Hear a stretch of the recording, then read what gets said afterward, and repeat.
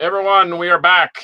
What's up? We've got a triumvirate today. I like it. A triumvirate. This is episode 72. Episode 72, and we're talking thrash metal today with the mighty Scott Waters of No Life Till Meta Records and Steve Gaines, but not Steve Gaines from Leonard Skinner. But that's okay. Abattoir was killer band, and we're going to talk about new recent projects and all the other stuff that he's been doing. And I'll start out with a shout out because I know Scott says he's got a shout out too. I don't want to exclude him, but any of you guys ever heard of Violet Smith? Violet's the color? Violet. No, not Violet Smith. No, that would be a name that would be remembered. No, Violet Smith was 107 years young. She passed away yesterday. She was deemed the world's fastest female drummer. Is that right?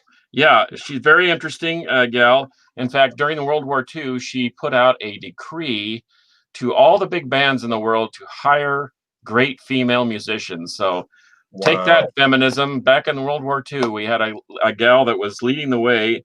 And so check her out, man. She's pretty fantastic. She's kind of like a female version of Buddy Rich. Is that right?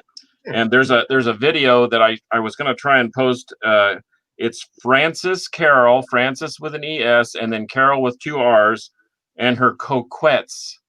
And you should check it out because it features Violet doing a massive drum set, including these high-mounted toms and bongos and every other such thing. So it's pretty awesome. That's cool. And condolences to John Perez and his wife Sylvia. She lost her mom a few days ago, and it's a kind of a somber thing. John has been on the show a couple of times. We know him as the mighty guitarist and brain trust of the Solitude Eternus, and he's got some other stuff pending, but life sometimes gets in the way, and so our condolences go out to him.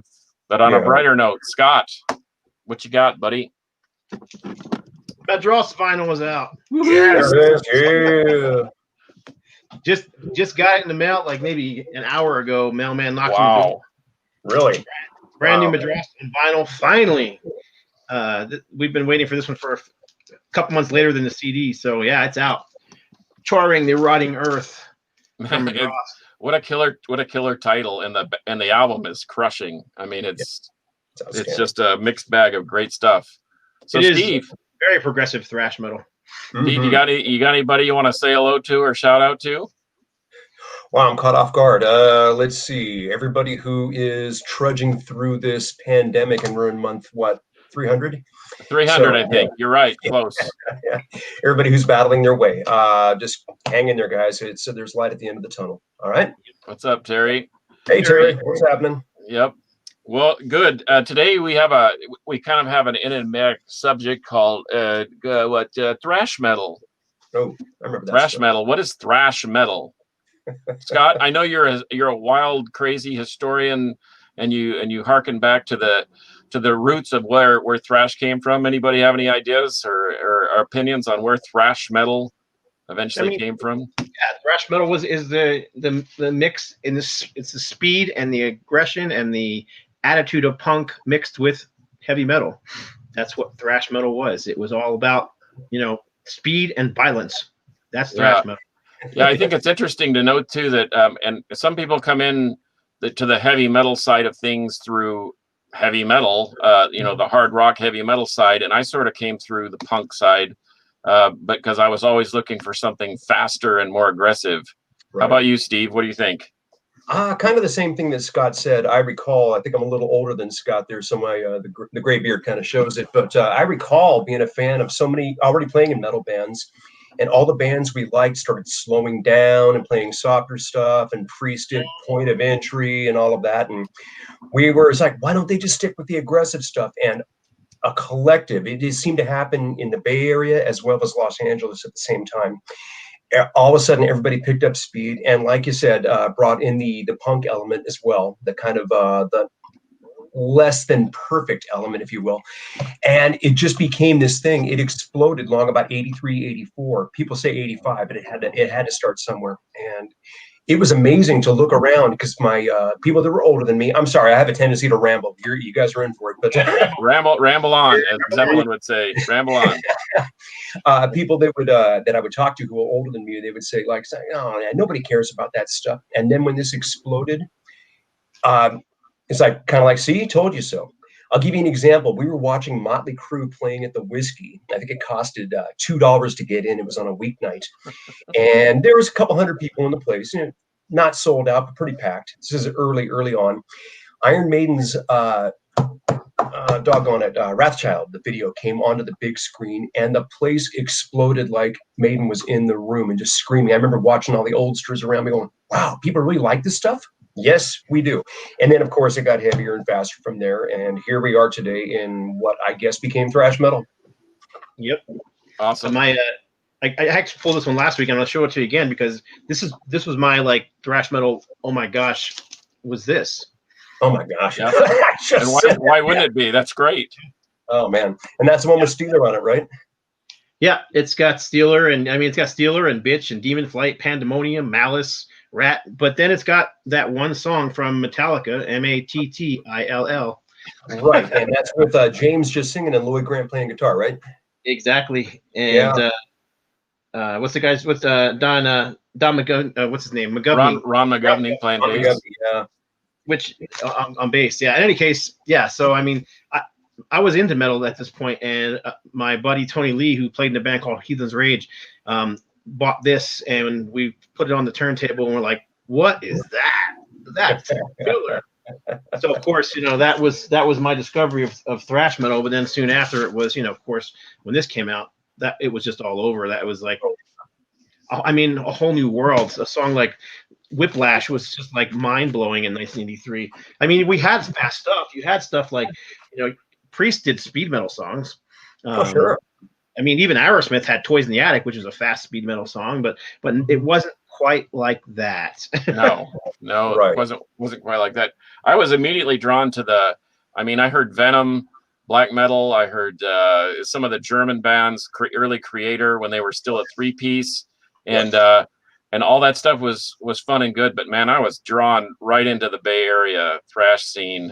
Legacy, Exodus, Forbidden Evil, and Violence came a little later, and oh my gosh, I just that Jackson through a Marshall thing, just it was just the twin guitar attack, it had all the elements that I was looking for.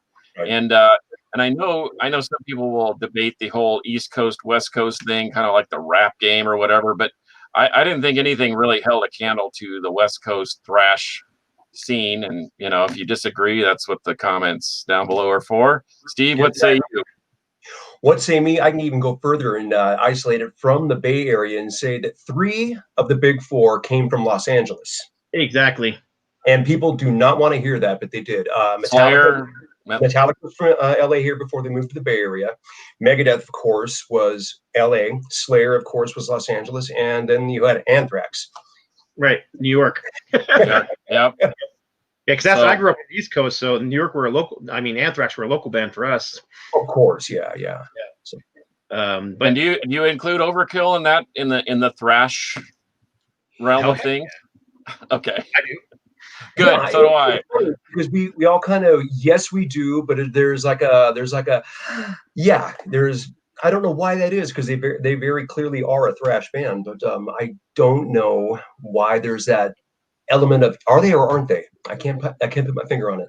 There's that fine line people like to draw between speed metal and thrash metal, which I think is kind of ridiculous. Actually, Steve and I had an interesting conversation on Facebook with a guy. What was it, about 2-3 months ago, something like that? Oh gosh, was that the only one? I think we've had this conversation with several. I did pull this, so might as well just talk about it while we're at it. But hey, yes, yeah, this is interesting. And there's I don't know who that guy on the back, that young guy is on the back there. Who is that young guy? Holy cow! Yeah, it's funny. You look at that picture there. There's a reason why I grew a beard. Look at the size of the chin that I've got in that picture. I look like Jay Leno. It's terrible. But yeah, there was a guy on Facebook saying that Abattoir was not thrash metal; they were just speed metal. Just speed metal. He wasn't there. Yeah, he wasn't there. Hey, we're talking to the guy that would be able to define that. So. Right. And the thing was, it was me and this other guy having the conversation back and forth, and I just tagged Steven. I'm like, give me a break here. I'll just get the guy who freaking created it there. And he still didn't believe him. Right. They try and stand their ground. And the funny thing is the speed metal tag only comes as a retroactive thing. Because what was thrash at that point in time, people are calling speed metal now, is what I call Reebok thrash, but that's a whole different story altogether. These one of my bandmates, a guy named Eric Bryan, who we'll get into a little bit later, he finally came up with a definition. This is right after Scott and I talked about it. He said, why does the term speed metal bother me so much? And he says, because when you think of speed metal, you think of a jet engine on a plane. And that's all you get is just one speed, one note, one everything. And he's right. It's shrieking. It drives me nuts. It's like, where is the bounce? Where's the violence? Where is the slap you around? There are videos. You go to like the Discovery Channel and you see pictures of killer whales before they eat seals. They take seals and they slap them with their tail and they knock them like a beach ball. And it's like, that's what music's supposed to do to you. Let's break the foundation down a little bit. Let's not just be all one speed and happy. Otherwise, it's dance at 260 beats per minute. It's terrible. Yeah. I call that speed for speed's sake. Right. Yeah. It lacks songwriting. It lacks hooks, which is, I think, one thing that thrash metal had and retained from heavy metal was hooks. Right. And I think speed metal had it too. I just think some of the more modern stuff, metalcore, for example, lacks much hooks. It's more about attitude. The attitude and the breakdown. The breakdown, yes. yeah, exactly. Breakdown, which is nothing more than chugging on the E string. Yeah, the term has also been overused in the wrong way. I've heard Judas Priest called a speed metal band. I have heard Motorhead called speed metal. I've also heard the Scorpions called speed metal. It's like, guys, it's a catch-all. It's like that drawer in your kitchen that has all the junk in it, and you know you can find what you're looking for. It's like, it's terrible. Don't lump me in with that stuff. Put me in the toolbox. Yeah, put me back where I belong. I had a feeling we get into this conversation, so I pulled one record that I thought, to me, kind of defines speed metal. Because for me, speed metal, it usually has clean vocals and it pushes more towards the metal side. Doesn't quite have the violence and the punk attitude as it. But I grabbed this one. There you go. Wow. But that's a thrashy record. That it is. It's a very thrashy record. Man, and this getting darker. This is from LA, by the way. This is LA. Of course they are. Yeah, I remember going to see Deliverance one time, and there was a dude. It was at the Whiskey. Everything happened at the Whiskey, apparently. Of course. But I walked into the restroom, and there was one dude in this restroom that I swear was possessed. You know, 'cause obviously Deliverance is a Christian band, right? And this guy was possessed. I walked into the room. He started freaking out. And he started screaming at me. It's like, go ahead, try what you're going to try. I don't care. Do whatever you're going to do. I'm not afraid of you at all. He cowered and walked away. That's a different story altogether for a different program, but yeah. Right on. Anyhow, to me, I think of bands. When I think of speed metal, to me, I think of those bands that have those high soaring vocals. You know, Agent Steel. Agent Steel comes to mind. Toxic, Realm. Oh yeah. But you know, the thing is, Anthrax had the clean vocals too. So I mean, it's like I said, it's splitting hairs. Yeah. I think you're right, because Anthrax had some killer riffs and breakdowns, and I mean they were thrash, but then to your point, I mean Fistful of Metal and Spreading the Disease, those were more of a speedier feel. But I mean, Among the Living, that's a complete thrash record. But so I mean, in my opinion, I mean I'm down with the Bay Area and I'm down with the Germans. Those core bands, as far as if you have to define thrash, if you have to pull something out of your stack, what are you going to pull out and say, hey, this is thrash metal right here? What are you going to tell them? Exodus, Violence. Okay. Testament. Yeah, that's Bay Area. Yep. There you go. Yeah. What about Pleasure to Kill, or by Creator, or Cyclone, or heck, I don't know, Tankard? So Morning After. We're all about the same age. You guys remember back in the late 80s into the early 90s when bands like Creator and even Sepultura and Possessed and those kind of bands, which to me are just thrash bands, were being called death metal for a while? Yeah. Because of the gurgling and the gargling, the growlier vocals. Yeah. I guess that's what defined early death metal. But then the Swedes sort of put the frosting on that cake and said, okay, this is what real death metal should sound like. That or Bolt Thrower, or one of those two. But anyway, But it's just a crush. It's a down-tuned thrash, in my opinion. Right. And I think it was a rebellion against thrash starting to implement elements of funk, which I could never understand. How does funk fit into thrash? But it did. But no, it didn't. But they tried to shoehorn it in. And then Right. death metal was a reaction to that. And that's my opinion. Yeah. Well, I think you're right. They tried to heavy it down, and of course, funk always was heavy. I thought. I mean, Right. I grew up. My first trip into playing in bands was funk based jazz stuff, and it is down tempo, and it is a structured beat, but I can sort of hear that, but I think there's a ton of elements comprising all this stuff, but to play the raw speed, the thing that I loved about thrash is that there's really no trick to it. You either can play it or you can't. I remember the first time I saw Violence.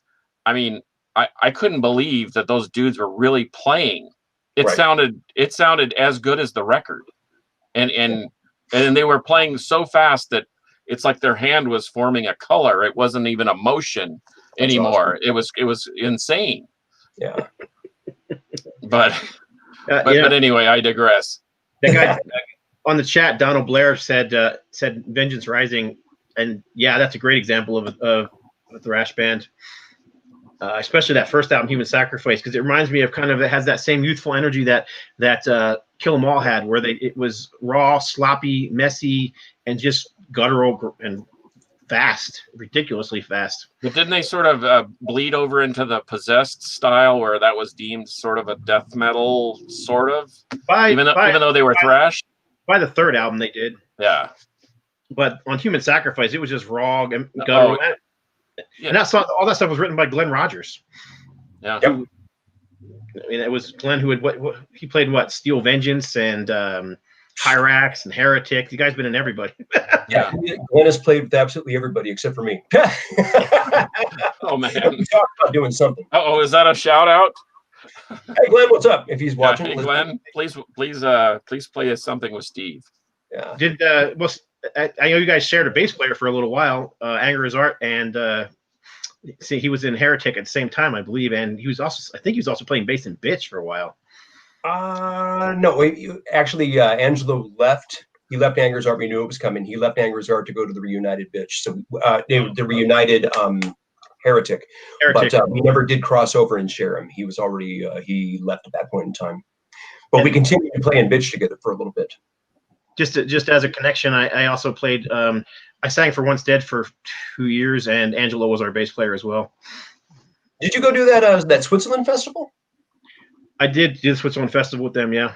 I did not realize it, Scott. Wow. I'm sorry. I did not even realize that. My mistake. How about that? I sang with them for 2 years until I got I call it the left foot of fellowship out of the band. But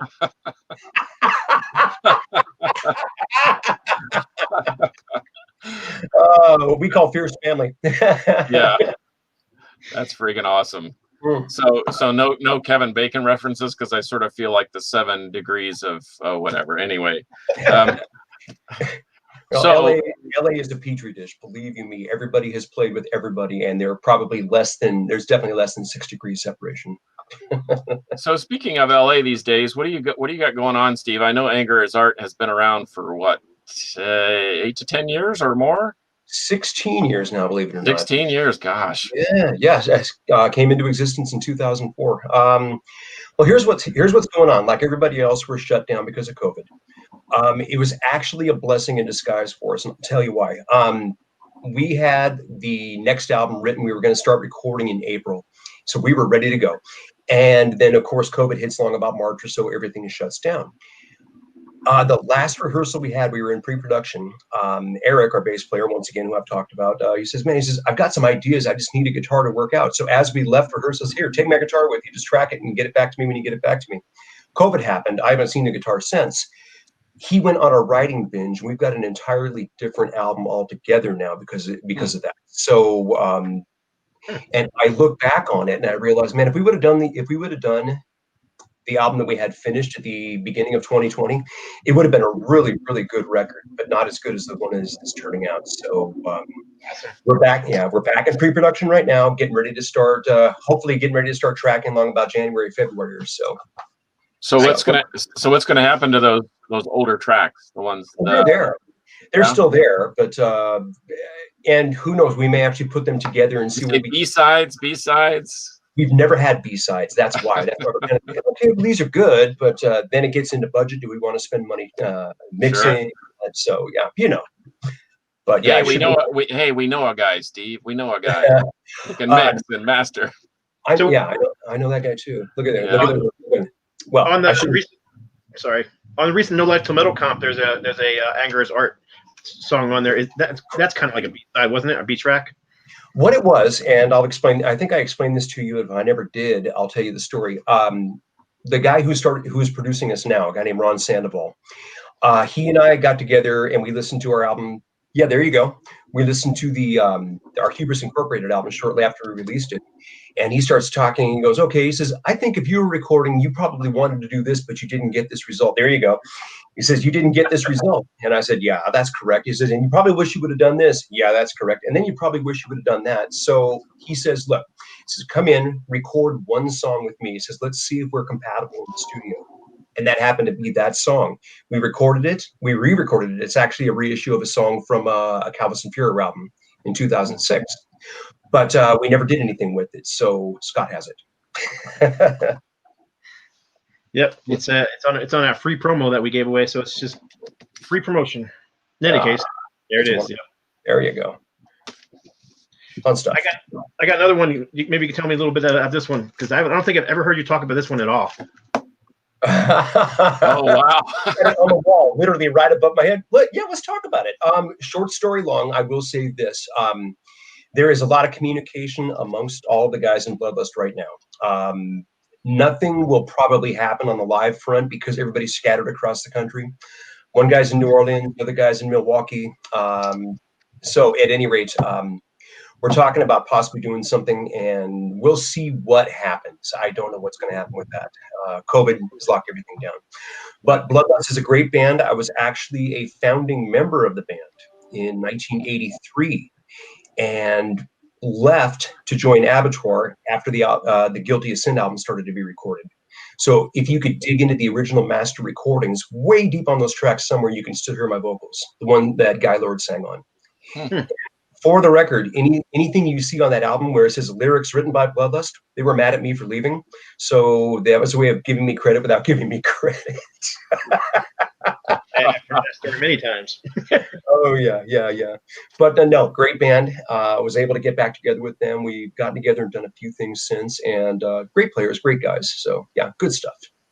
So, yeah, you just don't hear people. I mean, when it comes to you, I hear people talk about Abattoir and I hear people talk about Anger is Art, but I never hear anybody mention Bloodlust. Yeah, I think it kind of got forgotten because the Wild Rags label was not terribly huge. It was lightly distributed by comparison to Metal Blade, so not a lot of people even knew it was there. King Fowley from Deceased did a reissue of the records probably 7, 8, 10, 12 years ago, whatever it is. And, it did okay, but, they're out there, but I don't know if a lot of people really put two and two together until if that makes sense. Yeah. Interesting. So I have a weird story, Scott, since I pulled this off the little rack that I had in front of me. I carry a few of these around with me because I got a few from Rob when we did that, the Haltham Metal Fest. Like a month or so ago. We actually have live music here, Steve. It's really interesting because there's spots on the floor and you can only imagine you're at a metal show and you're 6 feet apart and everybody is sort of moshing in place. It's kind of an oddball thing. So it looks like a Joe Biden rally, in other words. It does basically, but I digress because I don't want to. It's like I told a guy the other day: the less we talk about politics, the better friends will be. And exactly. But anyway, I heard a guy drive up next to me at a vendor's place. I was picking up some irrigation parts for my guys today, and he was blaring some. I don't know. It was bad. It was Hot Topic core drivel, and I thought, man, this guy really needs metal. He really needs something else. So I handed him this out of the clear blue. I says, "Oh, you like metal? Oh yeah, I like metal." I says, "Here, try this on for size." and he sat in his truck while I went in and got parts and came back out, and he was still sitting in his truck listening to this. So thank you very much. And to whoever you are from Mean Green Landscaping, you're welcome. But but I digress. So, but I do that all the time, and it's the thing is somebody did kind of the same thing with me, and they just like they handed me a Sex Pistols record. I had never heard of this. It was a guy from California, and I'd never heard of the Sex Pistols. This is what 80. This is like in college or something, and anyway, or way before college. And all of a sudden now I'm hooked. I've sort of found the path of how to reach where I was trying to go with metal. I found something snotty and aggressive and not perfect by any means. And we all know that never mind the Pollux is not perfect, but it's perfect for what it is. So so what basically introduced you to metal? I mean, what caused you? I mean, what were you listening to as a kid, Steve? Something that could have formed your opinion. I mean, we just had this discussion. I mean, I was listening to Deep Purple and the things that our parents called heavy metal at the time. What were you listening to back in the day? Well, let's see. Starting, I mean, we had Monkees records, we had Paul Revere and the Raiders, stuff like that. When my sisters got to be about high school age or so, one of them brought home Led Zeppelin 3. Then she brought home Led Zeppelin 2. My other sister brought home, and this is where it all changed. I was 6 years old. It was 1971. Tells you how old I am. She brought home Black Sabbath's brand new Master of Reality album. Yeah. Done. Here I am, 49. How many years later? 49 years later, and not much has really changed. I mean, I still listen to that record at least once a month. It's untouchable. It really is. To me, it's the perfect Sabbath album, not because it's my introduction, but because look at the songs. Oh my gosh, it's just phenomenal. Went from there, went to some of the American bands, got into Aerosmith really heavy. And Scott, I think you and I, it's funny, you posted that picture on Instagram, and you guys you showed that magazine that had Queen and Aerosmith on the cover. Right. I forget the whatever the magazine's called. Bruce Magazine. Yep. There you go. But I got that when it came out. I got that on the rack. It was just randomly in a news rack. And it was like, it taught me everything I didn't know about Aerosmith. But yeah, it was always about guitars to me. It was always about, oh gosh, who was it? Led Zeppelin, Aerosmith, Ted Nugent. Then we discovered Van Halen. And then here it comes. Long about October of 1978, my brother starts playing in bands. And a buddy of his, a guy named Brian McKinley, shows up. He goes, dude, he says, here's a band you need to listen to. It will change your life. It was the current, but brand new Judas Priest Stained Class album in 1978. Yes. 42 years later, I can't get away from that record. It's the soundtrack of my life. It really is. In fact, quick story, and I'm gonna go off on a tangent here, and I apologize for that. And here we go. Needed. Go ahead. One of the things that I do is I play in a Judas Priest tribute band called Early Priest, and I know Scott's aware of this. It's only Judas Priest from 1974 through 1979. We're only playing the first 5 albums. Incredible stuff. So our vocalist, a guy named Javi Colon, was at NAMM this year, and he goes to the EMG booth. In fact, I'll show you proof right here. He goes to the EMG booth and he meets Richie Faulkner. So they get a picture taken. He gets my autograph for me. It's all nice. And he says, so is you a Priest fan? And he goes, yeah. He says, not only am I a Priest fan, he says, but I play in a band. He said, we only play Priest songs from the 70s.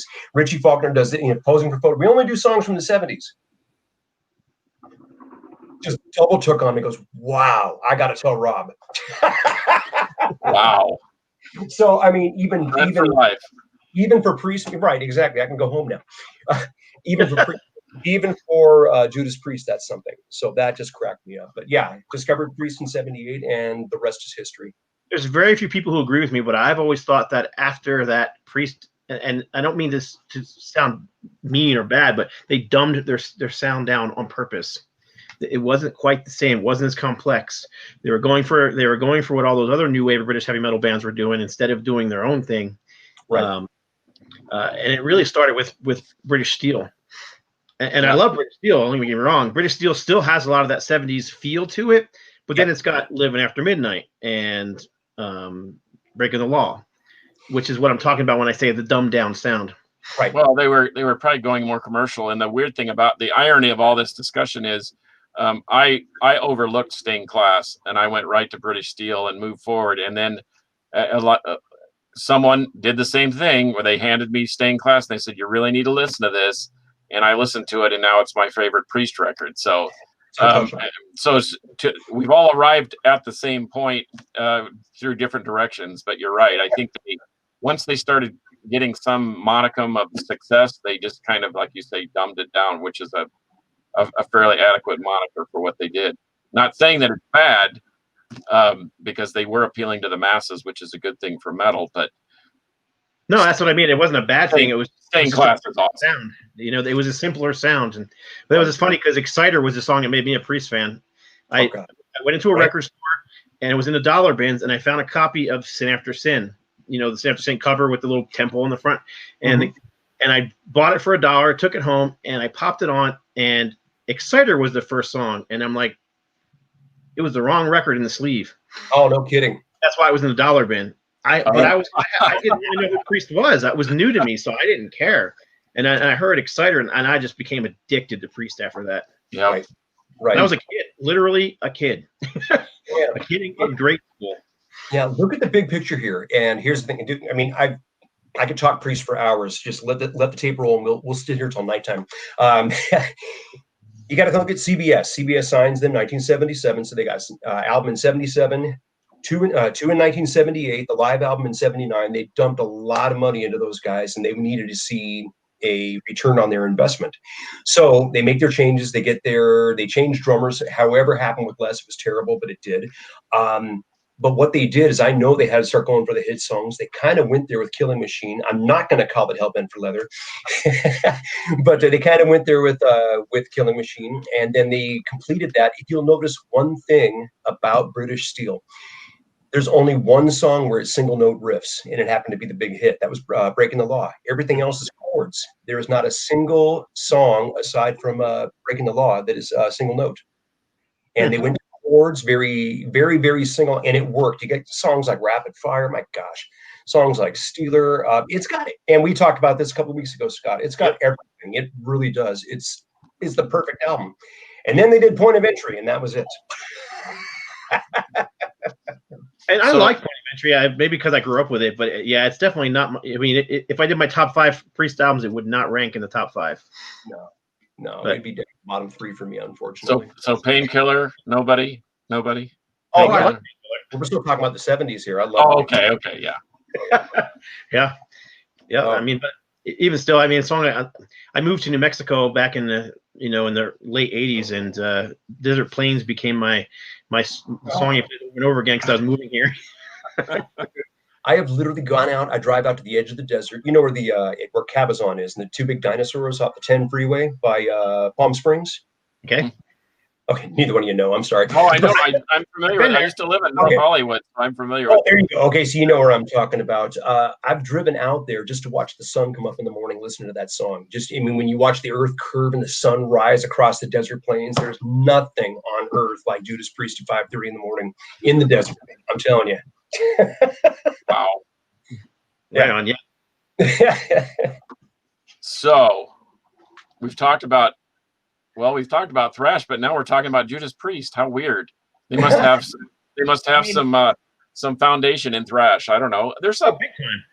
That's the thing about metal that I love the most, is that it's not generic by any means. There are multiple facets to it, and I think that when you find somebody, like Toxic Holocaust, those guys are a raw 3-piece power trio, ripping, and Joel Grind, we know, is kind of the centerpiece there, and he interchanges parts. He always finds guys that fit, and but he has elements of punk and thrash, and even maybe even black metal. Can we say some of his Yellow Goat stuff is a little darker than most?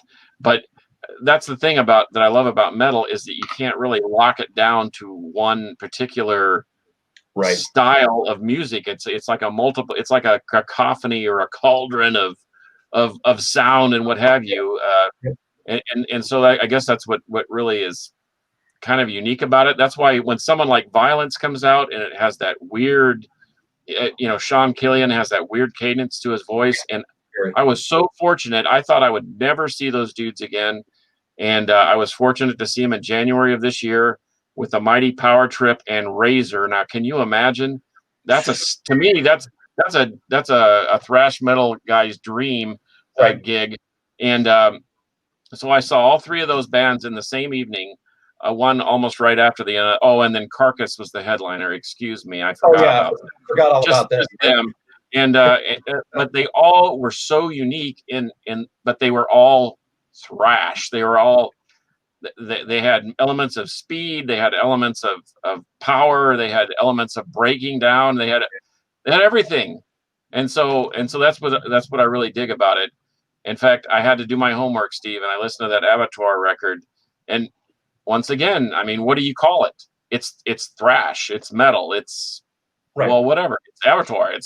It was a unique thing, and that's why it's still great today, because it just never gets old. Yeah, it's timeless. Love it.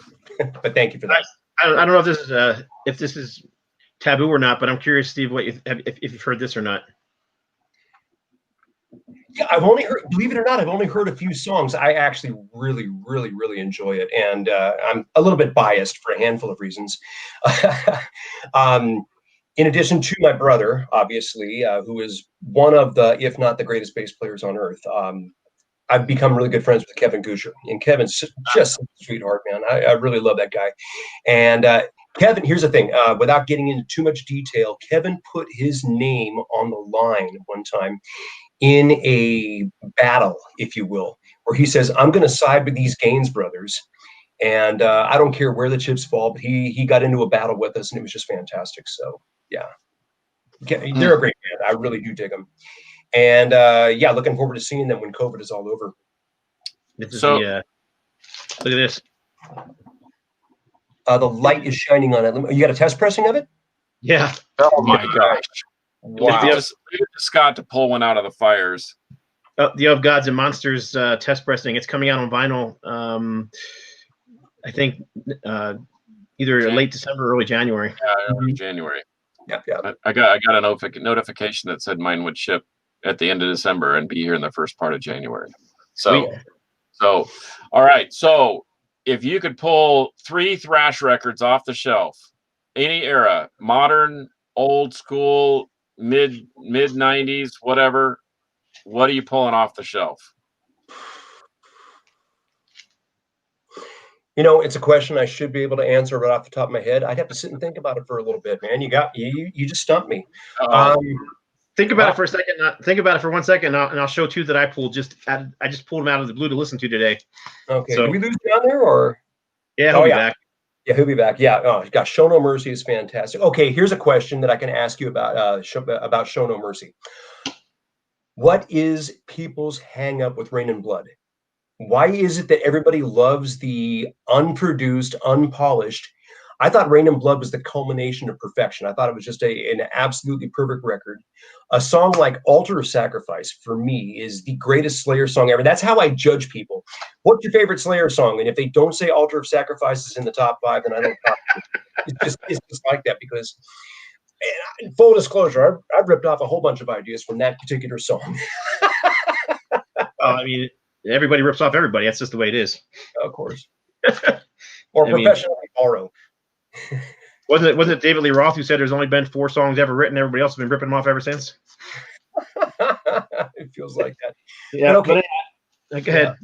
And I pulled out this Belgian band that I listened to a lot. Not really popular, but I love After All. We toured when Abattoir did a reunion tour. We did a few dates with them across Belgium and Holland. They're fantastic. They're a great band, yeah, and they're just unheard of. Hey, he's back! Gee whiz, I fell into the cyber void, but yes, I agree. Hey, Steve, just so you know, you missed this. Yes, no, I saw it. I was backstage for some reason. I just was hiding, but you know what? I have no problem with Rain and Blood, and that whole thing is so relentless. And I mean, it's like an MMA fight where you get knocked down and then they ground and pound you until you're on the altar of sacrifice. Right. Yeah. Yeah. To me, it's the recording. It's the fact that it's so dry. There's nothing buried in reverb. I'm not a big fan of reverb. That record is so dry. And I remember reading an interview with Andy Wallace, who engineered the album. He talked about going after the drum tone. He really wanted that dry. So every time you felt that kick drum or you felt those drums, they were punching you in the ribs and cracking them. It's like, yeah, success. Yep. He shoots, he scores. Yeah, definitely. But you asked the question. I just happened to pull those today, so I just grabbed them real quick. Interesting. I like Steve. I think I'm sort of stumping my own self. But Right. Razor, Violent Termination. Let's see. You know what? I'm going to say it, and it's going to drive people insane. But Exodus, Impact is Imminent. I for whatever reason love that record. Who knows? I love all the Exodus stuff. Don't get me wrong, but for some reason that one just has nobody likes it. So maybe that's why I do. I don't know. And then Violence, Eternal Nightmare. Good I like grief, it. man. Record. When Ultimatum was doing our Lex Metalis record, I begged to do Thrash Under Pressure, but couldn't get him to do it. Well, see, that's a killer song. Judgment or what is it? Something Overruled. Oh gosh, Impact is Imminent. Even is a great song. That whole record is just a rager. But anyway, it is a good one. I think the formula was changing then. That's the one where Johnny Tempesta was playing drums, right? Right, and it was a little thin on production, but I mean, especially after Force of Habit, or did that come out? Yeah, Force of Habit came after. It came after. Yeah, I didn't know where. I don't think they knew where they were going, but I do really like that record. And of course, who can argue with Fabulous Disaster or the first one? And I don't mind the fact that they re-recorded it. I really don't. I think it sounds kind of cool. I know why they did it as well. It was a legal thing. Torrid Records has them locked up until hell freezes over, literally. And I get it. It's to take the bat away from Torrid Records. So good for them. Sure. Well, and Testament did something similar when they did the First Strike, Still Deadly. Right. I thought that was really cool. Instead of just throwing out yet another compilation of stuff I've already recorded, let's put out something that re-recordings of killer songs, and I think it worked. Yeah, definitely. But anyway, so anybody else? Steve, I have one more question for you. Yeah. When I saw you at the metal, with that that metal thing that we were at a few years ago, right? Yeah, in San Diego, you had another band that you were in that I wasn't familiar with, and I didn't have any money, so I didn't buy it. But what is that other band that you were selling? That other CD you were selling? That was a band that I was in the '90s called Tactics. And that was a great band. That's right. And let's face it, the bottom fell out of metal at that point in time because everybody went to go play funk and whatever. We were still, a lot of those songs were songs that I had written for what I thought was going to be Abattoir's second record. So it's very Abattoir-esque in my book. But it was a great band. The guys have gone on and done great things since and still remain good friends. We get together every once in a blue moon and play. One of the drummers was Rigo Amesco from Agent Steel. Another member who I can't overstate how great the guy is Sin Kidden from Ministry. Oh wow! Phenomenal guitar player. He sat in with Angerzard a couple of times, and when he does, it's just like, okay, I'm going to sit down. I'm going to teach you how this song goes. Then he's teaching me in a matter of seconds. It goes like this, right? It's like, dude, you play this better than I do, and I wrote the freaking thing. It's just a fantastic band. So, you know what, Scott? Let me look around. I think I might have a copy. I can get one out to you. Oh, cool. Thanks. Yeah. Let me write myself a note here. Yeah, we were the metal swap meet or something like that, or yes, it was San Diego Metal Swap Meet. I'm going to tell you a story about that as well. Thank you and thank Bill for getting us involved with that. I mean, because Israel and everybody are just fantastic people. But that was a soul crushing gig. I call it a gig because of the band that played. Because every time I've shared a bill with any of Matt Harvey's bands, it just rips out my heart. It really does. Because you recall, Exhumed played, and Matt has this habit of being in every band he's in is absolutely incredible. And it drives me nuts because they're all so good. It's like, we've got them this time. We've got them. No, we don't. It's kind of like playing with Death Angel. And some good friends of mine were going to do some gigs with Death Angel. I said, dude, no matter how hard you try, I think they had 2 or 3 shows. No matter how hard you try, you're going to think you have them. They're going to raise their bar and they're going to kick you off stage. It's going to be blow you off stage. It's going to be excellent. But I think he took it kind of personally because he realized, wow, they kicked our ass. Fine. But everybody raised their bar. You raised their bar, because they had to come back and beat you. Death Angel, those bands that come out and play so well live that you look at this and go, man, I've got to go back and rehearse. And Matt Harvey and Exhumed are one of those bands. So, yeah, there you go. Love that band. Love his projects. Mm-hmm.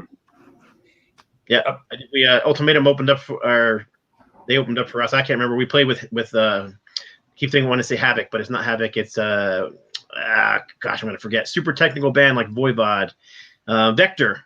Okay, sure. From Arizona, right? Yeah, they're from Phoenix or something. Tucson. Yeah, they were from Phoenix, and they were coming through, and we played a show with them in a local club, and we just sat there like, yeah, we quit. Yeah, those guys shred. I actually booked them in a little rehearsal space here in Fort Worth called the Alamo. That's a really original. But we had some really good gigs there. We had about 100 people. It was Rattlehead, Vector, a local band called Incinerator. It was a perfect thrash gig. 90 sweaty bodies in a small room, and we just raged. Perfect. It was freaking awesome. That's great. $5 and away in a cloud of dust. So, and that's the other thing I love about thrash is that there's not a whole lot of equipment. I mean, you plug in and hang on, as Vicious Rumors used to say, and and it was freaking awesome. So, anyway, well, Steve, thanks for taking the time to join us today. We're sort of we're always unrehearsed and unscripted and unedited. So I didn't mean to put you on the spot, but you did great. And Scott, as always, man, thanks for filling in for Metal Rob. He's busy at his job until the end of the year, and hopefully he'll pop in here and give us some love too. But appreciate you taking time out of your busy schedule too, and more power to you, man. I love the fact that here we are. We're in the twilight of our careers. Some are a little more into the twilight than others. Right. Well, I think I'm probably older than everybody, believe it or not. Maybe not. Because I'm 61 this year, and but you know what? Here I am, and we're still listening to metal, and we're still talking about it. And it's not just it's as we've mentioned many times on the Metal Roundtable. This isn't just like some passing fancy or a fad. Metal is for real, and it's ingrained in us, and it's part of the fabric of our life. And we love it, so we still love it, play it. And check it out and buy stuff, and it's freaking awesome. But thank you for your contributions, man. I love those the Abattoir records. I do have the Angers Art CDs. They're freaking awesome. And Scott, I showed Scott that I was rummaging through as I organize and get squared away. I found is it at the first or the second Ultimatum that I sent you the picture of? Yeah. Man, and of course I had to put it on and listen to it because I couldn't remember what it sounded like. And he says it's sloppy and bad production. I think it's just killer metal. So to each their own, and love it. Go ahead. Oh, real quick, I just wanted to give a shout out on the way out the door here. For those who have not heard it yet, please do not rob yourself of the opportunity to hear Evil Dead's United States of Anarchy. It is fantastic. And I'm not saying that just because 2 of the members are from Angers Art. It's just a phenomenal record. Really proud of Rob and Albert for the work those guys put into it. It sounds like it could have been done in like 1990 or 1991, but it's done in 2020. It's fantastic. If you haven't heard it, check it out. I talked to a friend of mine, Brutal Brian Stevens, who happens to be a banker. He's just but he loves metal. He told me about the Evil Dead thing, and he says, I know it's got to be the same band because the logo's the same. And I said, man, I thought those dudes were dead and buried long ago. But once again, here we are. And I think the COVID thing has been sort of a wake-up call. It's forced people to sort of look into themselves, and that stuff, that type of music is ingrained right here. Absolutely. And it's awesome that they put that out, and I've been looking forward to that. So thanks for that shout out. Yeah, absolutely. What do you got? I'm looking. I'm like on my phone now. Where's that Evil Dead record at? Outstanding, man. Anyway, I would always encourage people. I've worked many a merch table in my career as a metal fan, and I always encourage people to drink one less beer and buy something from the band to actually support them. And you know, downloading's cool as long as you pay for it. And but buying a physical product and just that majesty of that 12.5 by 12 inch piece of paper with a vinyl in it is so awesome. And and so I encourage everyone to support the bands in any way you can. You know, you can still buy stuff online. You can still search it out, download it off of Bandcamp or whatever. But once again, appreciate you, Steve and Scott, as always. Look forward to hanging out with you at some point in time. And you know how we do this, Steve. What we do is we have 3 words we say at the end of the show. Metal will prevail. And so it's the hand signs, but I'll say the words. So here they go. Okay, whatever. We don't really do hand signs. I sort of do it because I must be part Italian somewhere in my bloodline. But anyway, until next time, metal will prevail. Bye, guys.